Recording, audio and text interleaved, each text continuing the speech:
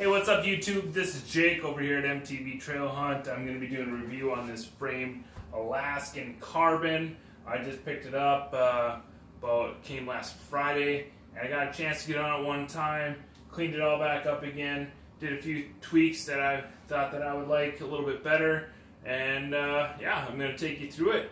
Didn't find much of these reviews online, so these videos, so I hope you enjoy and helps you make the decision to get out there and ride.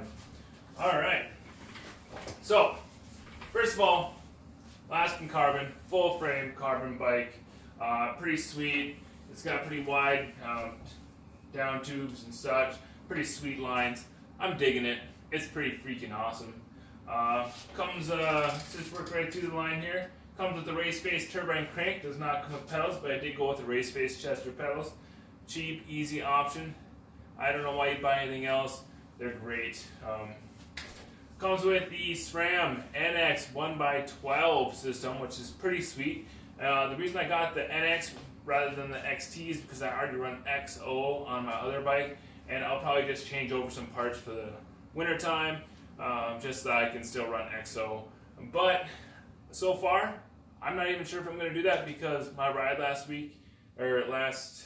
Friday night was pretty freaking awesome, and I didn't really care about the shifting. And it didn't really bother me at all, so why should I switch it over and, you know, put my XO stuff through an extra season of work? Anyways, so NX 1x12, it is 11 to 50 tooth, which is a little bit different than the XO version or the XG or the GX version, which is a 10 to 50 tooth cassette. This one will actually fit on your normal Shimano free hub, so you don't have to get that XD driver. So if you're considering making the switch to 1x12 system, this could be a cheaper, easier option to go to, rather than doing the full XO, changing over your free hub, making it compatible, all that sort of jazz. So the reason I did that is because the 11 tooth is just big enough to fit on the free hub without having to go to the SRAM. If they went to that 10 tooth, the free hub is actually too big and that 10 tooth won't fit around there. So that's why they do that. Comes with the race face. I believe it's a 32 tooth front ring. I'm not really sure about that.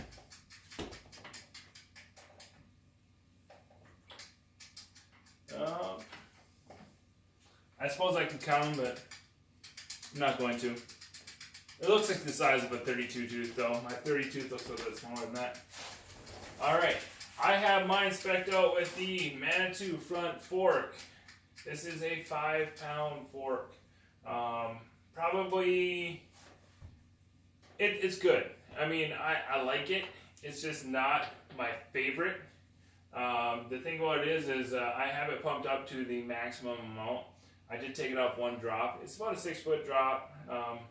But I did bottom it out. That was a bummer. So I'm going to try and move some compression, some volume spacers around, and hopefully try and ramp up the compression a little bit to see if that helps it out. Kind of ran into the problem, this same problem with my old Manitou fork. However, if you're just going to go out and ride in the wintertime and want that extra cush, or maybe you're just doing small little techie stuff that you want your tire to kind of roll over a little bit better without losing contact with the ground, it is a fantastic fork. I mean, this thing is rated better than Blue Toe for colder weather. I live in Minnesota. Minnesota gets well into the negatives, and so that's why I went with it. Even though I know that I might not fully love it, I do like it. The carbon version of the front fork that's non-suspension is fantastic. I mean, that thing is sweet. It's got a carbon steer tube on it. I could shave at least 4 pounds off the bike probably just by doing that. And we'll get into weight at the end here because I'm pretty stoked at where this weighs in at. And so, up here at the front, it comes with SRAM Level T brakes. They're great. They work. I've never had a problem with them. They run DOT 5.1 fluid or DOT 5 whatever fluid in it. They're great. Pretty easy to bleed. I've had them in the past. However, I will be switching them out. I have an extra set of Guide RSC brakes, which have the contact point adjustment and then reach adjustment. And then they also come with the X clamp on them, or the matchmaker clamp on them, I think, which will allow me to mount my derailleur or my shifter directly to the brake, which will then allow me to, have a cleaner cockpit. I'll only have 2 clamps on each side. I'll do the same thing with the dropper post on the other side. Dropper post, yeah. I do have a KS Lev 150mm dropper post on here. I don't think that came stock. It didn't. It actually came with this very sweet, super stoked to actually get it, SLK carbon seat post. Or, not SLK, FSA SLK carbon seat post. I think it's actually pretty sweet, super light. Comes with the ability to do the Di2, or carry a Di2 battery. I believe that's what this is for.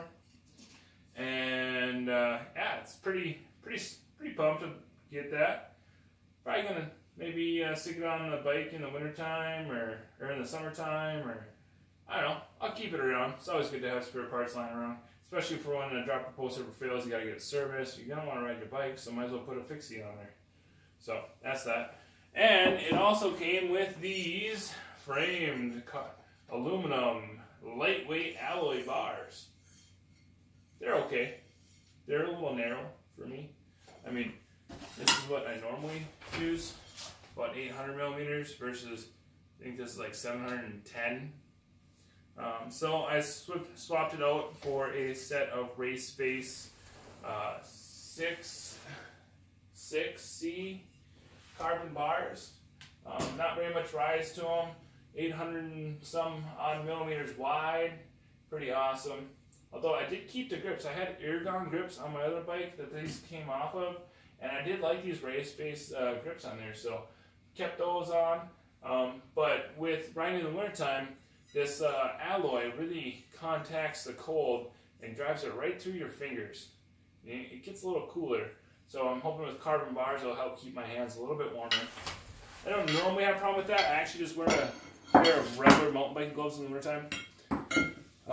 However, if you get stuck in the same spot for a little while and you lose some body heat, your fingers can get cold, so that's what I did. KS Lev, 150mm dropper post. It mounted really easily. I just threw the cable down through the frame here. There's a port right here on the down tube.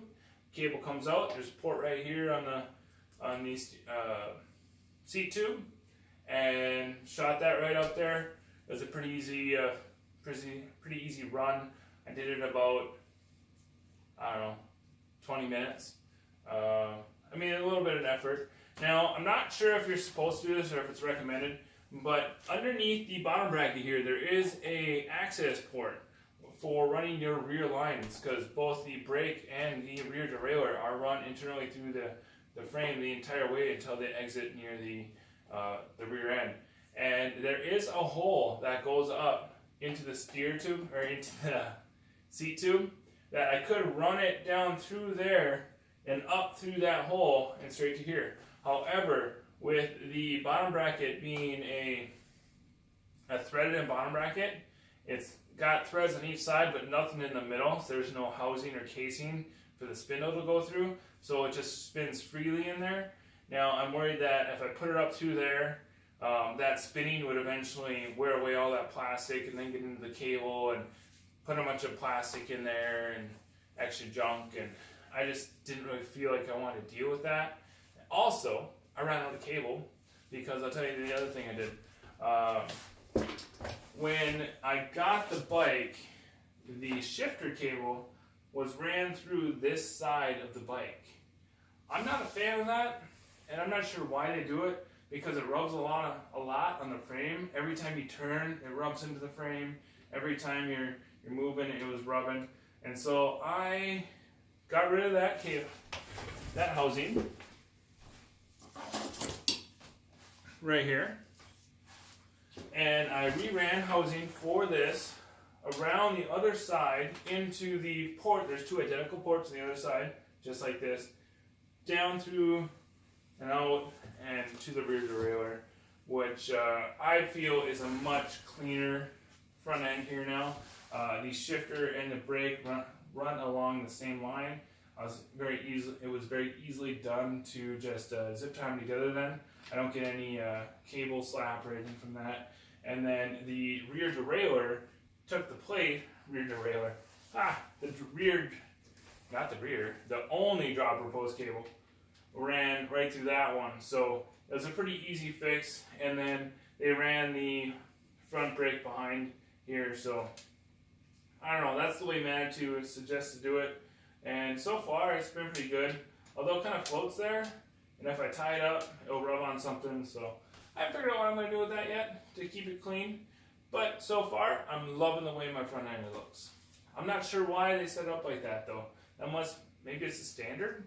I'm not sure. I've had other bikes come, they haven't come like that, but some have. Maybe it's just to each its own type of deal. But I didn't like it, so I redid it. It was a good little bit of time, but I enjoy working on my bikes. It is probably one of the most fun parts about biking is the fact that you can take care of your own stuff if you care to take the time and forethought to research and figure out how to do it before you do it. Let's move on to the wheels. The wheels, I opted with the Pub Carbon wheels with the DT Swiss 350 hubs. So far, I am loving them. I've never had carbon wheels before. They are freaking fantastic. Actually, to tell you the truth, I've been telling the story all weekend, but every time I go to pedal, I do a wheelie because I'm so used to all that rotational weight with my old Fatbike wheels that were so heavy. I would push down and get through that initial jerk, and then I would hit the power stroke. You know, where you get all your power and you really start moving. Well, with these wheels, I do that, but they just start moving right away, and I put too much power into it, I end up doing a wheelie. It's awesome. Other cool thing about them is with the carbon, they don't catch snow. With your aluminum wheels, they will kind of, with that temperature change, they will actually get sticky and snow will stick to them, and then you end up pedaling a bike that has snow inside the wheels, and that's just extra weight you're pushing around. So these also do not do that. Now, I just dropped the tubes out of these and converted them to tubeless. I did that on Saturday, and they are holding air pretty well. They came pre-taped, which is awesome. I just put some stands, plugs in here, and they're pretty universal. I mean, I didn't really know. I tried to research and find which ones I wanted to use, and I couldn't really find any stands that worked for me in the past. So that's what I went with. Now, on those DT Swiss hubs, they do come with the star ratchet system in the back. I believe it has an 18-tooth star ratchet in there. I will be upgrading that to the 54-tooth ratchet because these hubs are so easy to service. All you have to do is take them off the bike, take two hands on that rotor, and give it a little pop, and the whole rotors. You don't put your hands on the rotors. Get greasy, it won't work anymore. On the cassette, put your hands on the cassette, give it a little pop. The whole cassette and the free hub comes off, and there will be two star nuts in there or star ratchets in there with a couple springs.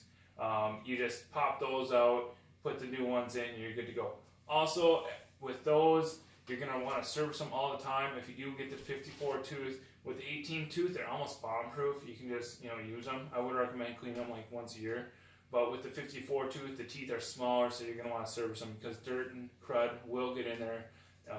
It always does through the seals. So that's with every type of seal you'll find.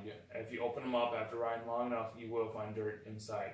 So with these, it's super easy to service. Way easier than a lot of the other brands out there. My other brands, I got to take both sides. I got to, loosen the end caps on them, pull the end caps off, push the axle through. It's a big old mess, but with these, it is super easy. It's a 5-minute job. You can almost do it every time you wash your bike. What do we do next? Oh, stem. I do have a Racer Base FX stem on there. It's a 50 millimeter. Didn't really need the 80 millimeter that was on it. and this was just easy. He was already on the other bike, so I just took the whole handlebar and the stem, popped it on here, and that is what I did. Now, I'm not really sure what else to show you. I did put a light on here. I do a lot of night riding in Minnesota. It can start at about 4 o'clock in the wintertime. So that's a bummer, but we do get out a lot. And you can ride, it'll feel like you're riding out at midnight, but it's only 8 o'clock. It's awesome. Get out there with the moon, off the snow. It's actually a pretty cool experience. If you Southerners have ever have the opportunity, it'd be a good time for you to go out and hit the trails in the wintertime at night. As long as you have a good guide and know where you're going and have lots of light and anything else that you might need to survive the cold. Alright, I'm going to take this bike off the stand now and flip it around just to give you a little show of what the other side looks like. I couldn't find a single picture of what the other side looks like online, besides some really far away ones that some other people have posted for reviews and things like that. But I was a little curious just to see where the ports were for the inner cable routing, and I just like to see all sides of the bike, but for some reason there's this thing about only showing the right hand side of the bike online.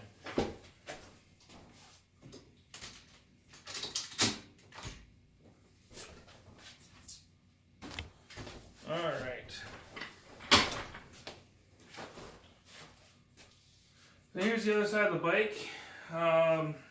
As you can see, this is the level T rotor, or not level T, the SRAM level T caliper is the name of that little item there. I apologize. I'm speaking out of my brain here. I don't know what I'm saying. I believe this is 160 millimeter in the back and 180 millimeter in the front. They are SRAM centerline. So it will work great with my new Guide RC brakes as well. Now these wheels, because they're DT Swiss, and DT Swiss has long had an affection with Centerlock, has Centerlock brakes on it. So you're available, if you do like to run XT, you can get the Centerlock version of your favorite rotors and put them on here. And in my opinion, it is so much easier to deal with Centerlock than it is 6-bolt, because all it does is you take a simple tool and they spin right off with one lock nut, which will allows you to service them easier, change motors. You just use this little tool here. This goes around there and you just spin them off. It's sweet. Now, I don't run XT, so I probably won't be doing that very often, but if I do need to, I can just throw an adapter on there and use whatever brake rotors I would like. It comes with Terrain Cake Eater 27.5 by 4 inch wheels. I don't know if I ever mentioned that. This is a 27.5 inch bike. These are also studdable tires. Terrain offers 100 studs for $40 on their website last time I checked, which was about a half an hour ago, so it should be correct. And with that, there's 180 per tire. So you're looking at about $80 per tire. You'll have 20 studs to spare. So might as well just go ahead and buy 400 studs, and then you'll have 40 extra studs to replace them with. From all the YouTube videos I've seen, it looks pretty easy to insert them. It takes a little bit of time. Throw on a movie one night, I don't know, some biking movie or something, and get to town on them. And it won't take you no time at all. Now, for something I was super curious about. This is a full carbon bike. Carbon wheels. Although carbon bars.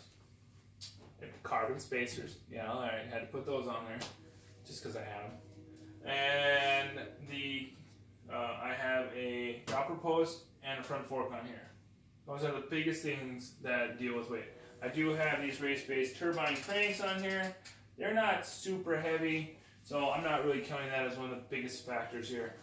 But this bike at its current, without the light and with the pedals, weighs 29.96 pounds. That is a carbon fat bike, sub 30 pounds. That's pretty amazing, if you ask me. And if I took off that fork and put on the carbon version that's rigid, I could probably drop 4 pounds right there. Now I'm at 26 pounds. I take the dropper post off, and now I'm probably down to 25 or 24 pounds, depending on where the ounces line up there.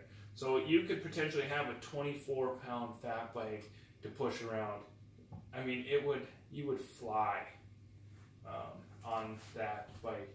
However, I like the dropper post. I like descending. I live in Duluth. We do have some elevation change here, and I do like throwing that seat down even in the wintertime.